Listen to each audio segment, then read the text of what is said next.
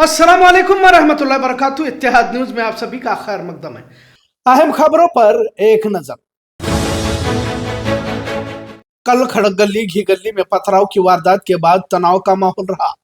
हासिल इत्तला के मुताबिक काकतीवेस पर मुकीम महबूबे सुबहानी दरगाह के संदल का जुलूस निकाला गया था, पर जैसे ही जुलूस खड़गली में दाखिल हुआ कुछ लोगों ने रास्ता बदलने पर एतराज किया। कुछ देर बहस भी हुई।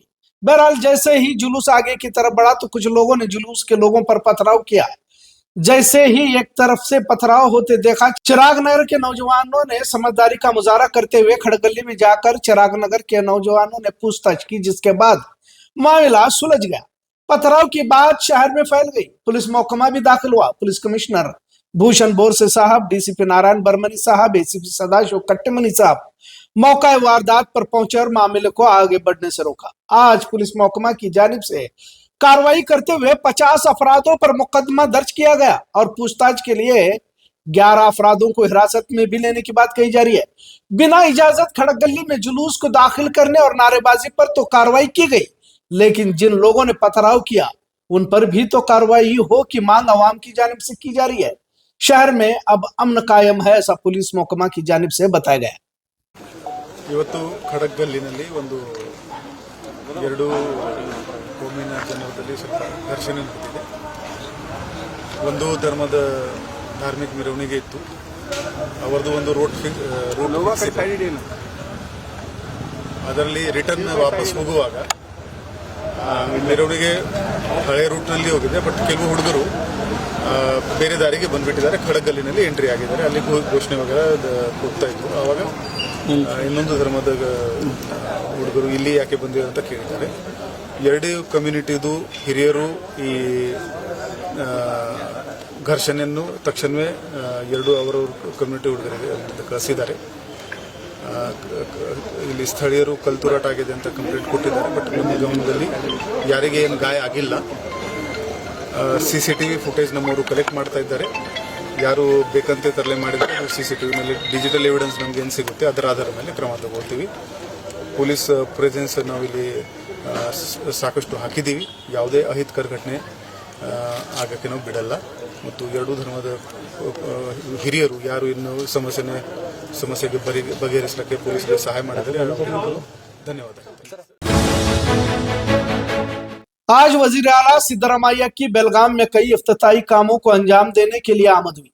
वजीर आला ने कहा कि रियासत के 22 अजला में मेडिकल कॉलेज को शुरू किया गया है और जल्द दीगर शहरों में भी शुरू किया जाएगा। बेलगाम में मल्टी स्पेशलिटी अस्पताल की इफ्तिताह करने का मकसद यही है कि गरीब प्राइवेट अस्पतालों के बिल को अदा नहीं कर सकता। वजीर आला ने MLA आसिफ राजू सेठ से मुखातिब होकर कहा कि अस्पताल की इफ्तिताह के साथ डॉक्टर्स भी जरूरी है और सेठ साहब ने माहिर डॉक्टर्स की मांग की है, जिसे जल्द पूरा किया जाएगा। वजीर आला सिद्धरामैया ने सिटी बस टर्मिनल इमारत की इफ्तिताह भी की, जो पिछले कई सालों से इंतजार में खड़ी थी। 6 साल के बाद इंतजार खत्म हुआ। जल्द बेलगाम शहर को 100 इलेक्ट्रिक बसेस भी दिए जाएंगे, ऐसा वजीर आला ने कहा। ट्रैफिक से बचने के लिए 200 करोड़ का फ्लाईओवर, प्लेग्राउंड और 55 करोड़ रुपए DC दफ्तर के लिए मंजूर कर तरक्याती कामों को अंजाम दिया जा रहा है। आइंदा 50 करोड़ रुपयों से कैंसर अस्पताल भी तामीर किया जाएगा, ऐसा बताया। उन्होंने बारिश की वजह से जो नुकसान हुआ है उसका जायजा लेकर नुकसान भरपाई भी की जाएगी, ऐसा बताया। हाल ही में बीजापुर सोलापुर में बाढ़ से काफी नुकसान हुआ है। आज के इजलास के सदर जनाब आसिफ राजू सेठ थे। ಇವತ್ತು ಸೂಪರ್ ಸ್ಪೆಷಾಲಿಟಿ ಆಸ್ಪತ್ರೆ ಉದ್ಘಾಟನೆ ಆಗ್ತಿದೆ. 2017ರಲ್ಲಿ ನಾನೇ ಶಂಕುಸ್ಥಾಪನೆ ಮಾಡಿದ್ದು, ನಾನೇ ಉದ್ಘಾಟನೆ ಮಾಡ್ತಾ ಇದ್ದೀನಿ. BJPಯವರು ಏನೂ ಮಾಡಲಿಲ್ಲ. 4 ವರ್ಷ ಇದ್ರಲ್ಲ ಅವರು. ಕುಮಾರಸ್ವಾಮಿ 1 ವರ್ಷ 2 ತಿಂಗಳು, ಇವರು 4 ವರ್ಷ 3 ವರ್ಷ ತಿಂಗಳು ಇದ್ದರು. ಭಾಳ ಹಿಂದೆನೇ ಆಗಬೇಕಾಗಿತ್ತು. आज सुबह किला के नजदीक झाड़ियों में लाश मिली। पहले इसे अनजान शख्स की लाश बताई जा रही थी और तरह तरह के कयास भी लगाए जा रहे थे, पर बाद में मालूम हुआ कि शख्स का नाम गणपत पाटिल है, जो काकती का रहने वाला है। इत्तला के मुताबिक बीमार होने की वजह से रात को अस्पताल जाकर घर जा रहा था, लिहाजा ठोकर लगने से गिर गया और चोट आई, जिसकी वजह से खून काफी बहने से इसकी मौत हो गई। घर वालों को इसकी लाश सौंपी गई है। मामला मार्केट थाने में दर्ज किया गया।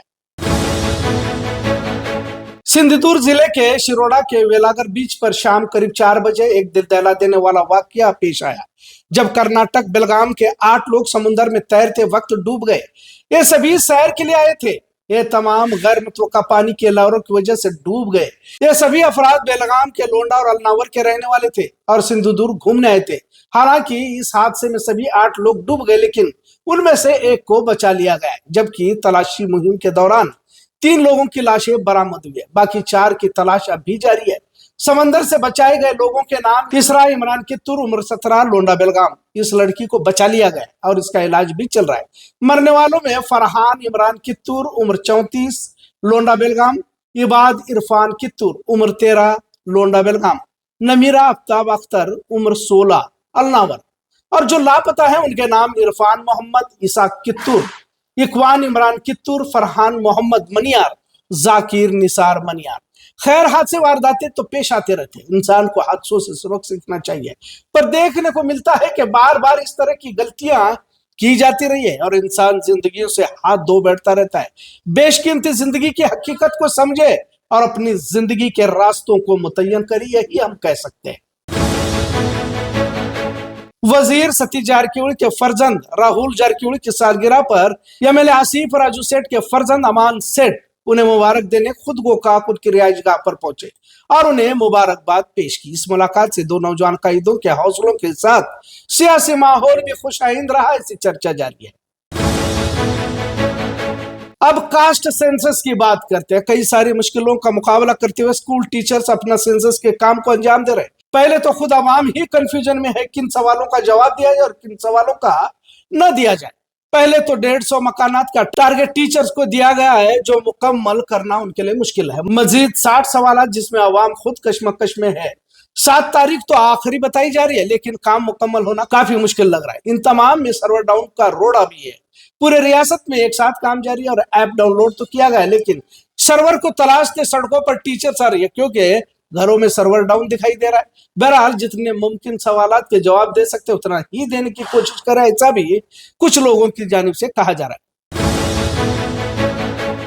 बरेली में आइला मोहम्मद को लेकर एहतजाज किया गया और इस पुरसुकून एहतजाज पर योगी हुकूमत ने लाठीचार्ज भी करवाया और कईयों को जख्मी भी किया। मौलाना तौकीर रजा को नजर कैद किया गया और मुस्लिम नौजवानों पर मुकदमे भी दायर किए गए। घरों पर बुलडोजर की कार्रवाई भी जारी है। बहरहाल, इस मनमानी और हिटलरशाही के खिलाफ जुमा के रोज दरबार गली में एहतजाज कर जल्द मौलाना तौकीर रजा और नौजवानों की रिहाई की मांग की गई। मुफ्ती फिरोज अहमद मिसबाई इन्होंने अपने ख्यालात का इजहार किया। इस वक्त कसीर तादाद में नौजवान शरीक रहे। बाद नमाज जुमा इस एहतजाज को जामिया मस्जिद के सामने दरबार गली में किया गया। नारे तकबीर, नारे तकबीर, नारे रिसालत, नारे रिसालत। तेरा मेरा रिश्ता क्या, तेरा मेरा रिश्ता क्या।